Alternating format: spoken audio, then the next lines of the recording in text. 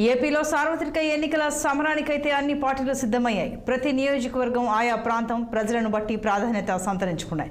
ముఖ్యంగా రాష్ట్రంలోని నియోజకవర్గాల్లో విజయవాడ పశ్చిమ నియోజకవర్గం ప్రత్యేక ప్రాధాన్యతను సంతరించుకుంది. ఇక్కడ విభిన్న సామాజిక వర్గాలు కలిసిమెలిసి జీవిస్తూ ఉంటాయి. అయితే రాజకీయంగా రసవత్తర పోరు జరుగుతూ ఉంటుంది. ఎన్నికల్లో వైఎస్ఆర్సీపీ ముస్లిం మైనార్టీకి చెందిన ఆసిఫ్ను రంగంలోకి దించగా ఉమ్మడి అభ్యర్థిగా ప్రముఖ పారిశ్రామికవేత్త కేంద్ర మాజీ మంత్రి సృజనా చౌదరి బీజేపీ అభ్యర్థిగా పోటీలో ఉన్నారు. అయితే ఇక్కడ ఎస్సీ ఎస్టీ ముస్లిం మైనార్టీలు ఏ పార్టీ వైపు మొగ్గు చూపుతాయో ఆ పార్టీ విజయం సాధించడం తథ్యమని చెబుతున్నారు. ఈసారి మరి ఇక్కడ ఏ పార్టీ గెలుస్తుందో అనేది ఆసక్తిగా మారింది. ఇప్పుడు ఇదే అంశం పై విజయవాడ నుంచి మా ప్రతినిధి కోటేశ్వరరావు మరిన్ని వివరాలు అందిస్తారు. ఆంధ్రప్రదేశ్లో సార్వత్రిక ఎన్నికలు జరుగుతున్న తరుణంలో ప్రతి నియోజకవర్గం ఒక ప్రాధాన్యత సంతరించుకుందని కూడా చెప్పుకోవచ్చు, ఒక ప్రత్యేకత సంతరించుకుందని కూడా చెప్పుకోవచ్చు.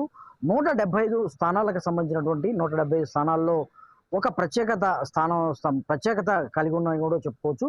ముఖ్యంగా చూసుకుంటే విజయవాడకు సంబంధించినటువంటి విజయవాడ నగరంలో 3 అసెంబ్లీ స్థానాలు ఉన్నాయి. 3 అసెంబ్లీ స్థానాల్లో ముఖ్యంగా చూసుకుంటే విజయవాడ పశ్చిమం నియోజకవర్గం అయితే ప్రత్యేకత స్థానాన్ని సంపాదించుకుందని కూడా చెప్పుకోవచ్చు. ఎందుకంటే ఇక్కడ వైవిధ్యభరితమైనటువంటి సామాజిక వర్గాలకు సంబంధించినటువంటి ఇక్కడ నివసిస్తూ ఉంటారు.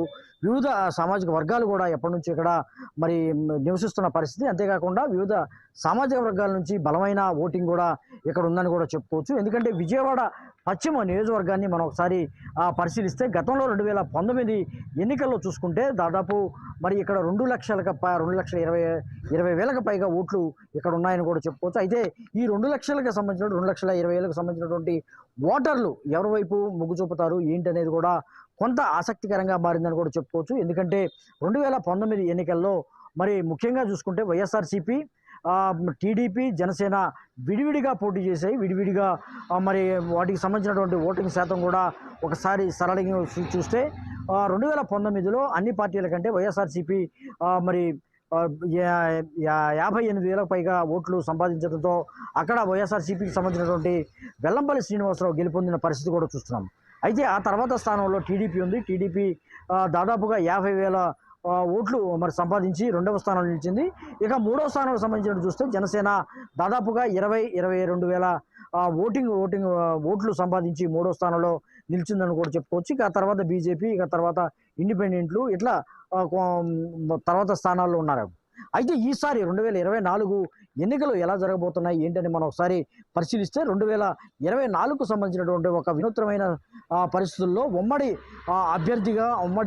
అభ్యర్థులు పోటీ చేస్తున్న పరిస్థితి. అంతేకాకుండా టీడీపీ, జనసేన, బీజేపీ ఉమ్మడిగా పొత్తుల్లో భాగంగా ఉమ్మడి అభ్యర్థిని నిలబెట్టిన పరిస్థితి. అయితే ఈసారి బీజేపీకి విజయవాడ పశ్చిమ స్థానాన్ని కేటాయించడం జరిగింది.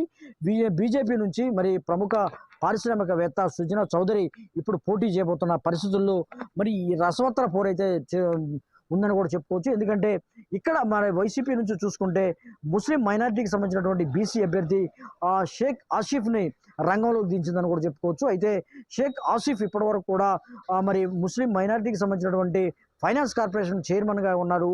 అంతేకాకుండా సెకండ్ క్యాడర్కి సంబంధించిన నాయకుడు కూడా ఇప్పటివరకు కొనసాగుతున్న పరిస్థితుల్లో వైసీపీ అనూహ్య పరిణామాల మధ్య బీసీ కార్డు కానీ ముస్లిం మైనార్టీ కార్డు కానీ ఉపయోగించి ఆసిఫ్ని ఇక్కడ అసెంబ్లీ అభ్యర్థిగా తమ వైసీపీ అభ్యర్థిగా నిలబెట్టడంతో ఇక్కడ రసవత్త పోరు అయితే అక్కడ బలంగా ఉన్నటువంటి సామాజిక వర్గాలలో ముస్లిం మైనారిటీ ప్లస్ ఎస్సీ ఎస్టీలు కూడా కొంత బలంగా ఉన్నారని కూడా చెప్పుకోవచ్చు.